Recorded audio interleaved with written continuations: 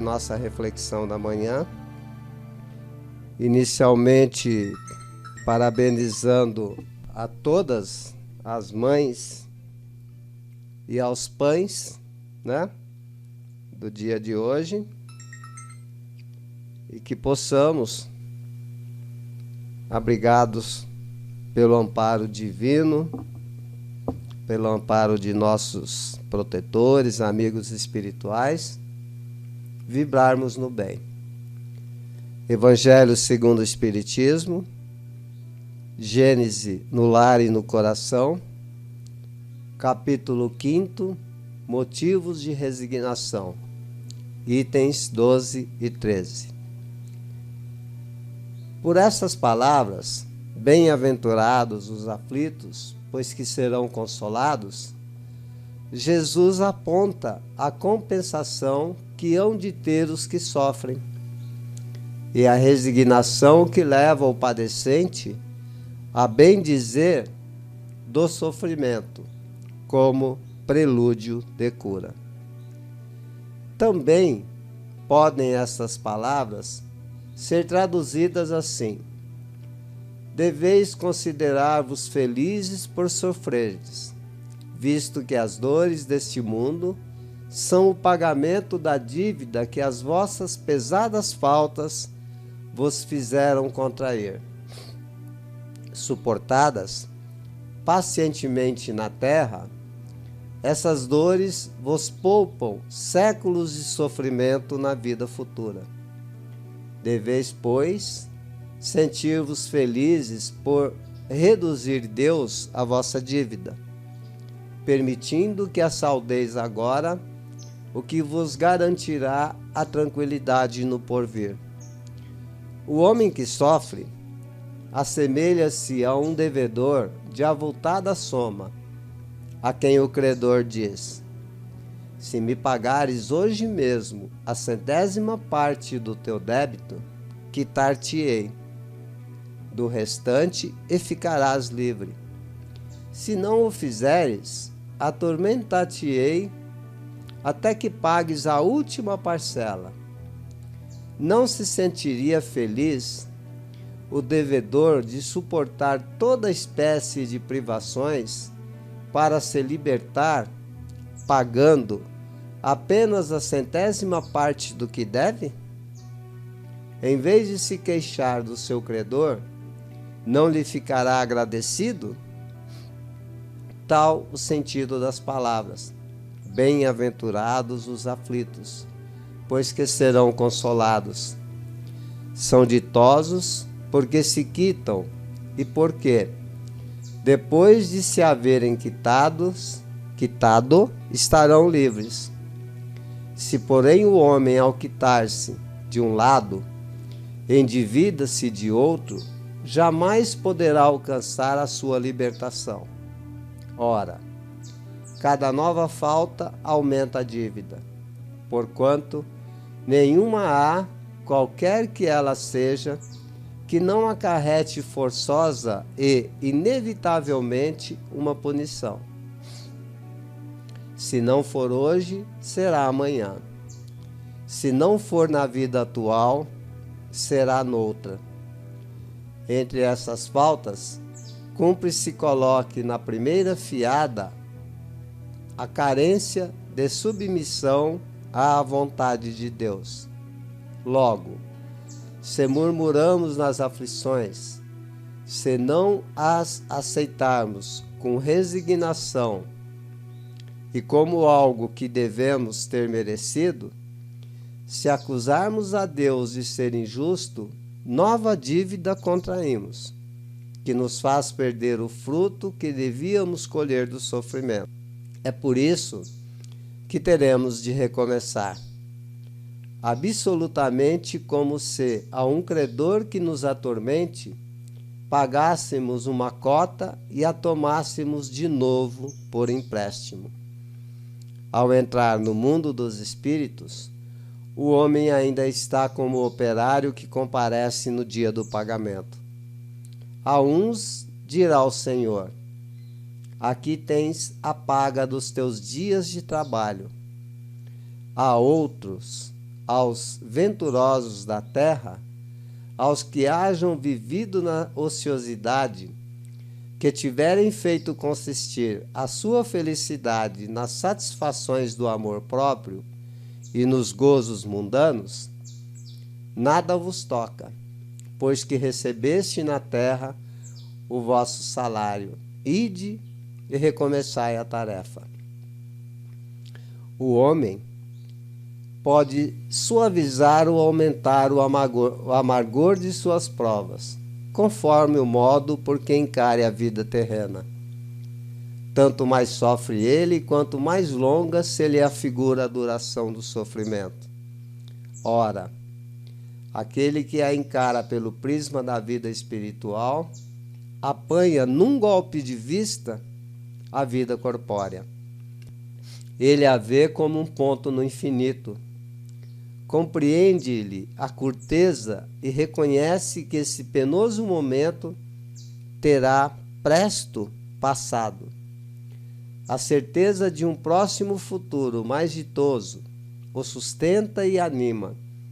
Longe de se queixar, agradece ao céu as dores que o fazem avançar.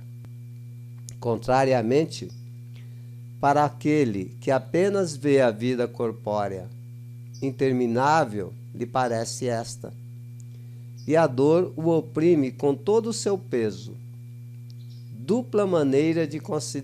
Daquela maneira de considerar a vida, resulta ser diminuída a importância das coisas desse mundo, e sentir-se compelido, o homem, a moderar seus desejos, a contentar-se com a sua posição, sem invejar a dos outros, a receber atenuada a impressão dos reveses e das decepções que experimente. Daí ele tira uma calma e uma resignação tão úteis à saúde do corpo quanto à da alma. Ao passo que, com a inveja, o ciúme e a ambição, voluntariamente se condena à tortura e aumenta as misérias e as angústias de sua curta existência. Muito bem. Quando nós nos debruçamos sobre o Evangelho, que é aquela parte das obras de Kardec que nos traz a sustentação, que nos confirma a condição doutrinária do Espiritismo como o Consolador prometido, nós buscamos algumas coisas que nos atendam à ansiedade. Primeiramente, o conforto espiritual.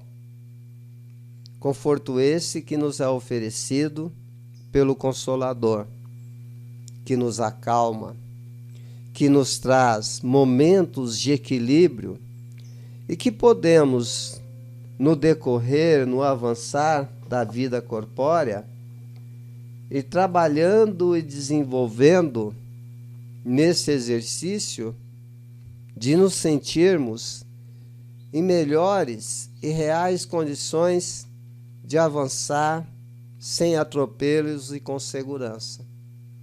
Simultaneamente, buscamos a certeza de uma vida futura.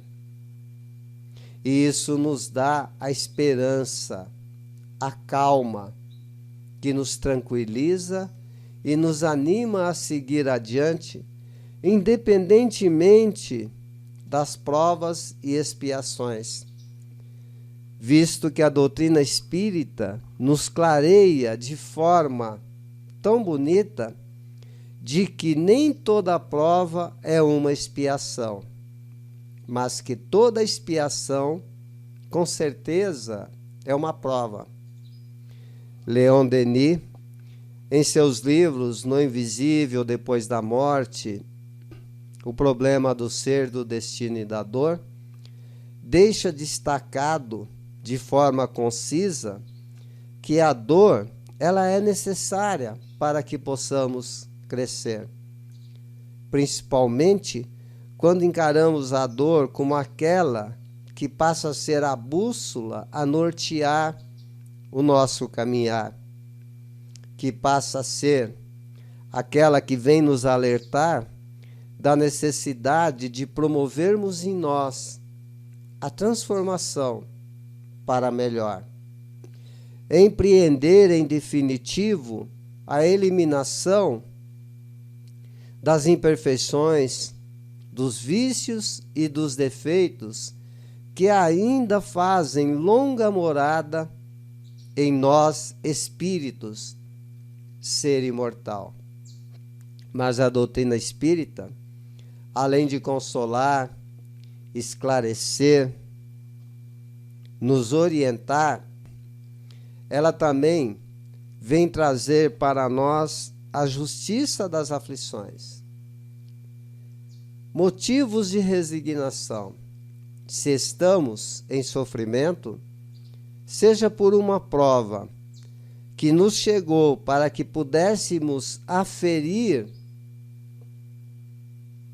a fé do qual somos portadores, a coragem de que necessitamos, a paciência tão propalada e tão pouco executada, a vontade firme para que possamos mudarmos-nos melhormente, se apresenta de uma forma mais forte, mais corriqueira.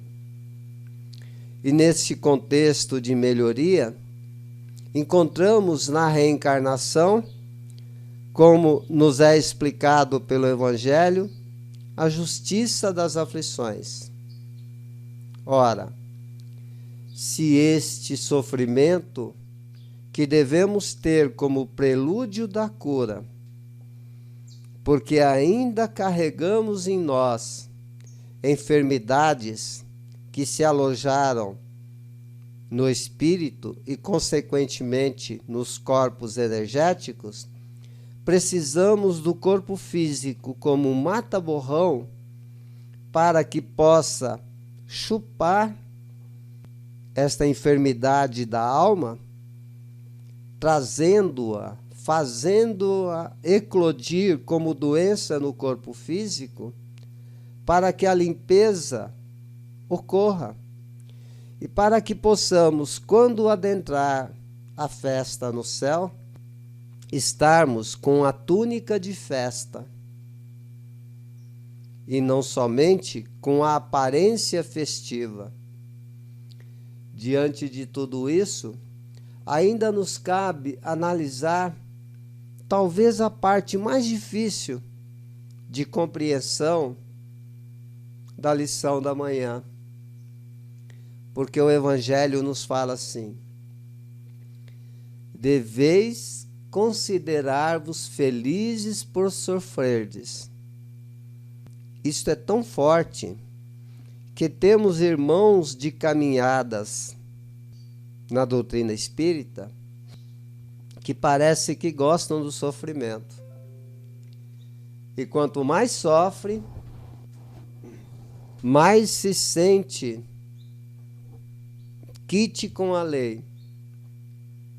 Mas continuamos, mesmo diante do que aqui analisamos agora, porque convenhamos, é muito difícil para nós, na nossa atualidade, ficarmos felizes por sofrermos. Nós não somos masoquistas.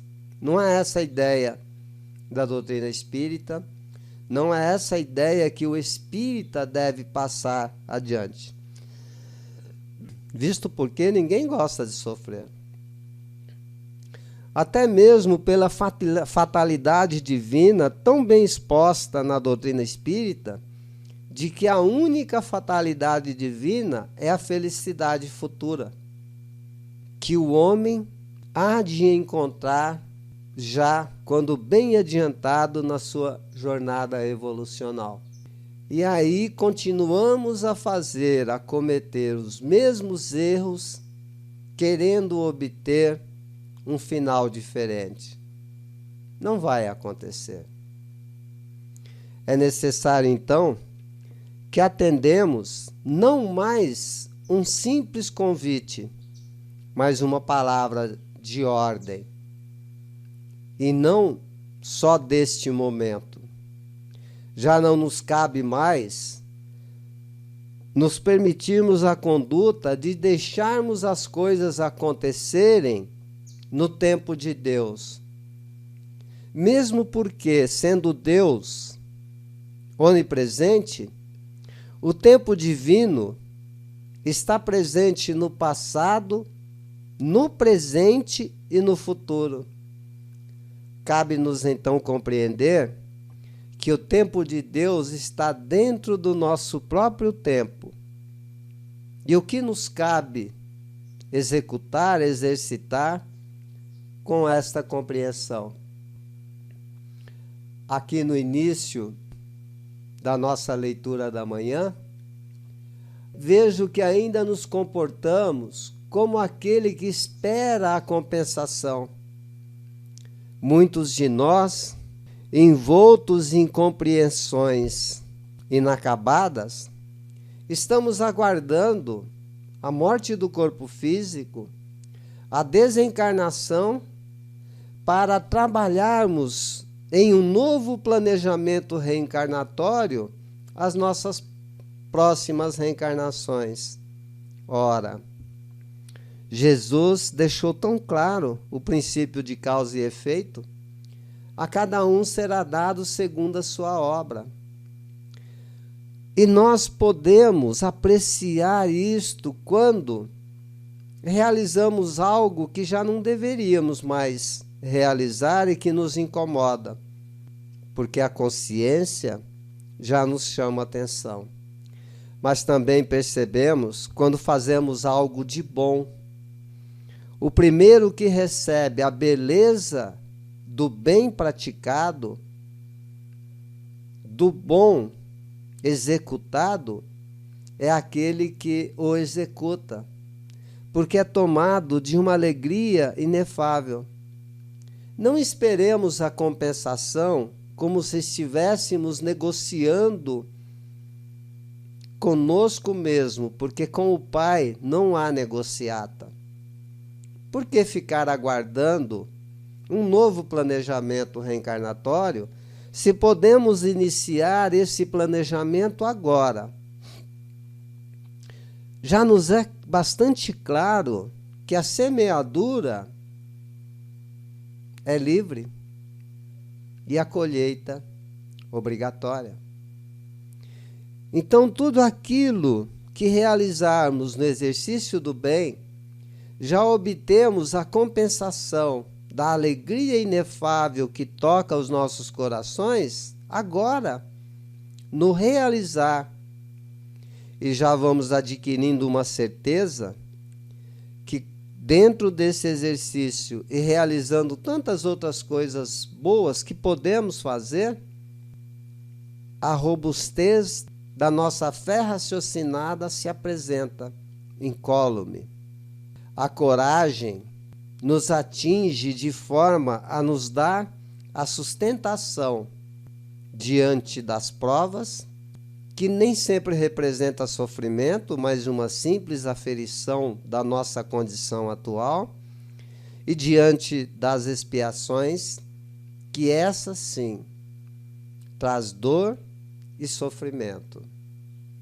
Mas também sabemos que a lâmina que não passa pelo atrito do buril jamais será afiada, jamais terá condições de realizar o trabalho que lhe é devido. Então que venha o buril, não para que possamos nos sentir felizes por sofrer, mas porque possamos ser felizes por compreendermos a maneira correta de nos comportarmos resignadamente. Deixemos de lado aquela resignação passiva que ficamos aguardando as coisas acontecerem. Encaremos de frente e sigamos em frente com a resignação ativa, que nos faz compreender a necessidade de elaborar o porquê da culpa, o porquê do remorso, mas não parar nesse estágio, porque hoje já temos o intelecto suficientemente desenvolvido para entendermos que após a identificação das imperfeições, do fel da culpa, da incomodação do remorso, temos que dar o próximo passo, da aceitação de nós mesmos. E diante da aceitação de nós mesmos, com urgência começarmos a trabalhar, a planejar, a planificar a nossa conduta no sentido da reparação. E não é tão simplesmente a reparação para com o outro. Envolve nesta reparação a finalização da carência de submissão à vontade de Deus. Muitos cristãos pelo mundo afora, quando ficaram sabendo daquele momento em que Jesus pronunciou: Pai, afaste de mim esse cálice, muitos cristãos encaram isso como uma fraqueza. E nunca foi. Porque o final da atitude, do pensamento, do exemplo de Cristo, ele colocou-se submisso e resignado diante do Pai quando pronunciou: Pai, seja feita a vossa vontade.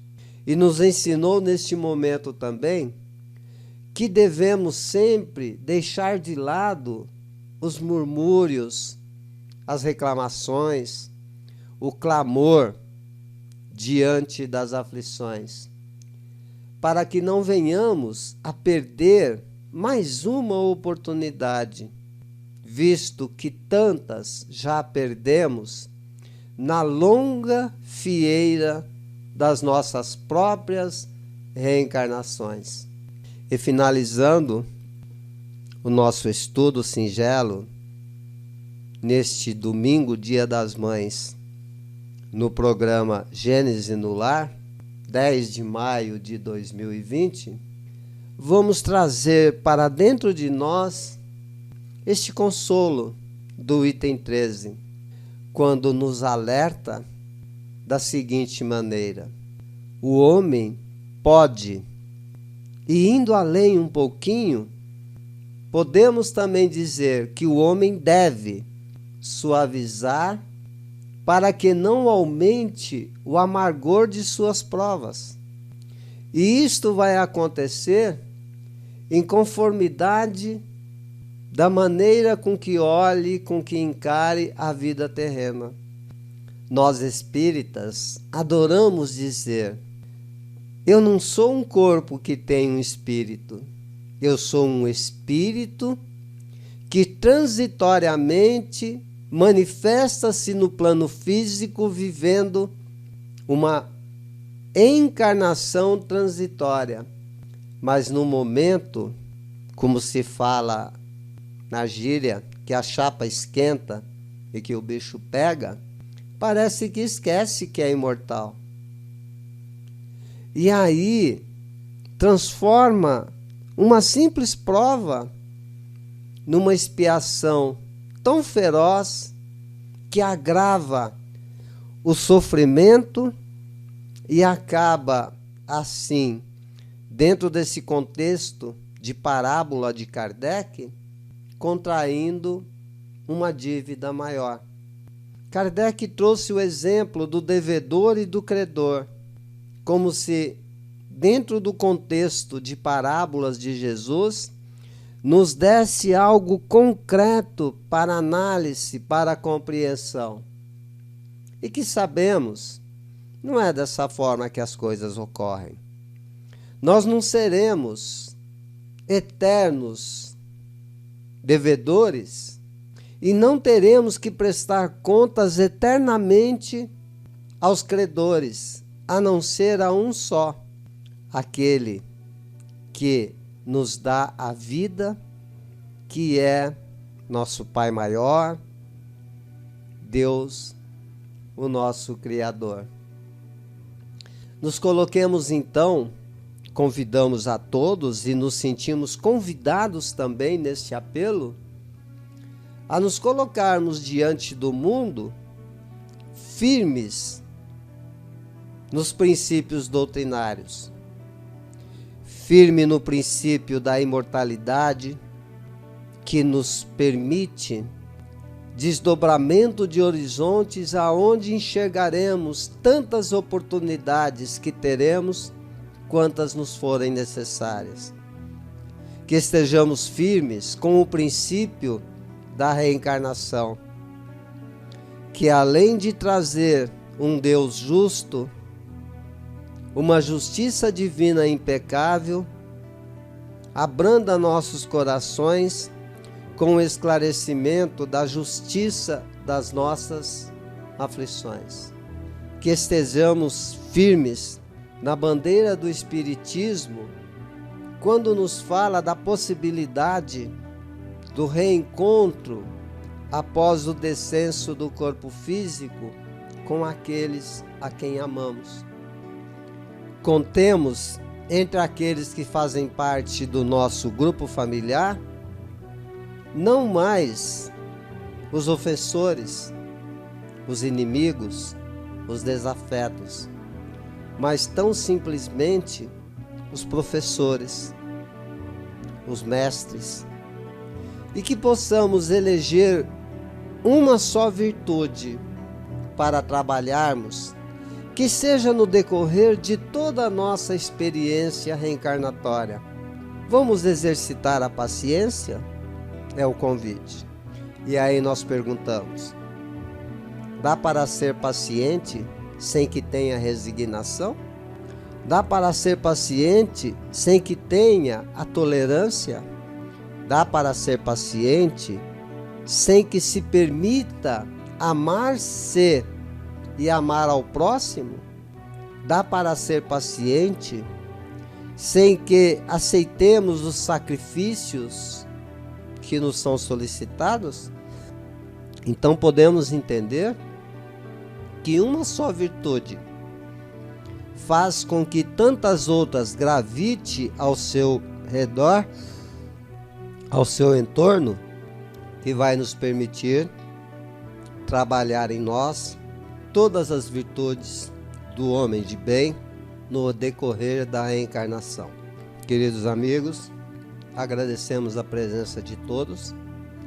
Esperamos ter trazido uma reflexão que cale fundo aos nossos corações, a fim de que tenhamos, neste domingo especial, Dia das Mães, um dia repleto de alegrias, mas da alegria envolvente, que nos transborda, que nos transmita a gratidão pela mãe que nos deu a vida, mas também por aquele que cooperou neste processo, que são os nossos pais.